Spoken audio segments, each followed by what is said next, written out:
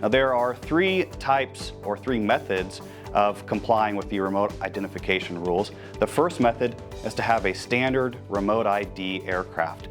These aircraft have remote ID actually built into the drones, and for any drone that's currently being released here in the United States, as of 2024, those drones should be coming from the manufacturer with remote ID built in, otherwise known as standard remote ID.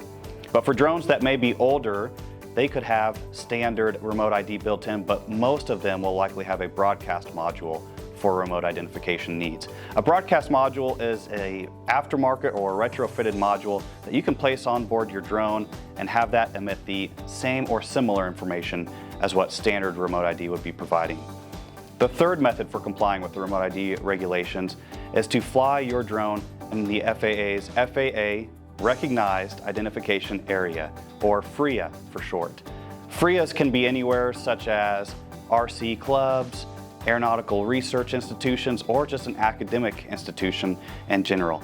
Now, it's important to ensure that your remote ID is broadcasting because that is one of the rules for FAA's drone operations here in the United States, whether that's for commercial purposes or recreational purposes.